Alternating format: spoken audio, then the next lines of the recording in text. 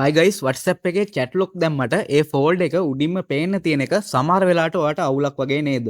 ඉතින් තව කෙනෙක්ට ඕන නම් ලේසියෙන්ම දැනගන්න පුළුවන් අපි මොකක් හරි හංගලා තියෙන්නේ කියලා. ඉතින් මේකට විසඳුමක් තියෙනවා. අපිට පුළුවන් මේ ෆෝල්ඩර් එකක් කාටවත්ම පේන්නේ නැති වෙන්න හංගන්න. මුලින්ම ඔයා WhatsApp එකට යන්න. ඊට පස්සේ මෙන්න මේ lock chats කියන එක දෙන්න. ඊට පස්සේ ඔයා මෙන්න මේ dots තුන ටච් කරන්න. ඊට පස්සේ chat lock settings වලට යන්න. ඊට පස්සේ මෙන්න මේ පහළ තියෙන secret code කියන එක ටච් කරන්න. දැන් ඔයා මෙතනට ඔයා කැමති වචනයක් හරි ඉමෝජි එකක් හරි දෙන්න. මම මෙතනට එක්සැම්පල් එකක් විදිහට hide කියලා ටයිප් කරගන්නවා. ඊට පස්සේ ඔයා මෙන්න මේ next කියන එක දෙන්න. ඊට පස්සේ ඔයා මෙතනට ආයෙමත් ඔයා කලින් දීපු ඉමෝජි එක හරි වචනය හරි දෙන්න. ඊට පස්සේ මෙන්න මේ done කියන එක දෙන්න. දැන් ඔයා මෙන්න මේ hide lock chat කියන එක දෙන්න. ඊට පස්සේ use my secret code කියන එක දෙන්න.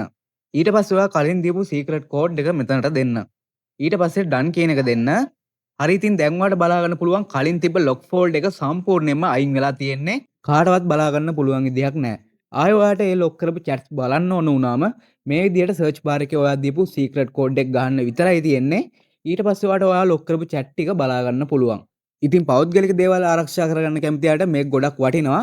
ඉතින් ඔයා try කරලා බලන්න. මේ වගේ දේවල් දිගටම දැනගන්න අපිව follow කරලා තියාගන්න.